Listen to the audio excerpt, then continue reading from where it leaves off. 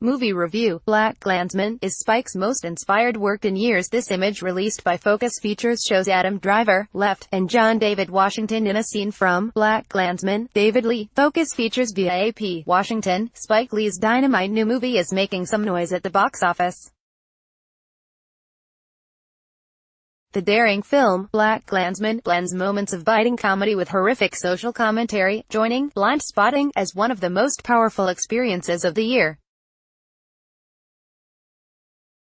Inspired by an incredible true story, the film follows African-American cop Ron Stallworth John David Washington, who infiltrates the Ku Klux Klan in Colorado Springs, Colorado in 1972. Rather than going under the hood like Dave Chappelle's Clayton Bigsby, Stallworth convinces his boss, Police Chief Bridges, Robert John Burke, to launch a unique investigation.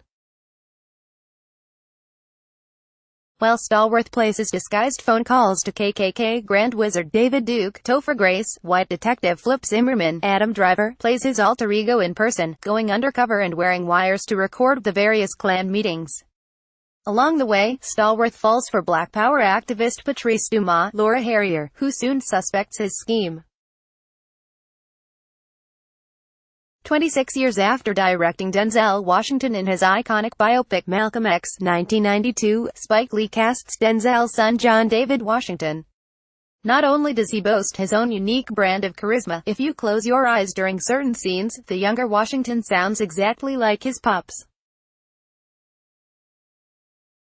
It's almost a bit freaky how closely they resemble each other. Elsewhere in the police department, Adam Driver shines as the white detective tasked to play Washington's proxy. Several scenes are laugh-out-loud funny as the duo compare voices in an attempt to audibly match, while other moments punch us in the gut as an emotional Driver admits that he never thought of himself as Jewish until enduring the wrath of the Klan. On the Klan side, Topher Grace kills as David Duke with a chilling matter-of-factness to his bigotry.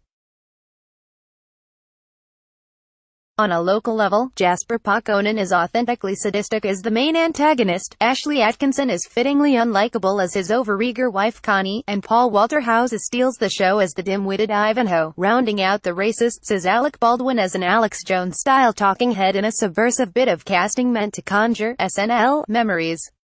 The 61-year-old Lee shows the full potential of his directorial prowess, appearing re-energized by recent political events to deliver his most inspired Spike Lee joint in years.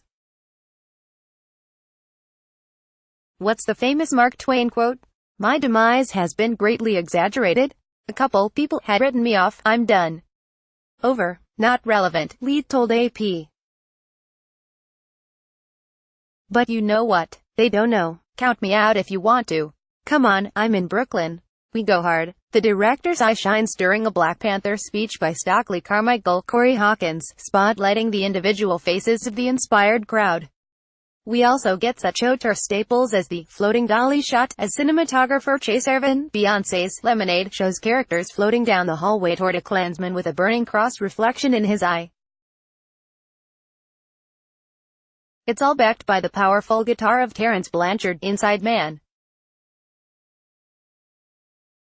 Still, Lee's most powerful touch is his use of archival footage, opening with the Confederate crane shot of Victor Fleming's Gone with the Wind, 1939, climaxing with the blackface of D.W. Griffith's The Birth of a Nation, 1915, and ending with real-life footage from last year's deadly white supremacist rally of neo-Nazis and KKK members in Charlottesville, Virginia. 10 years ago, during our optimistic delusions of a post-racial America, we might have naively called such a movie over the top in its social commentary. Detractors might have even called Spike paranoid, but arriving the same week as an actual white nationalist rally on the National Mall marking the anniversary of Charlottesville, it's horrifically spot on.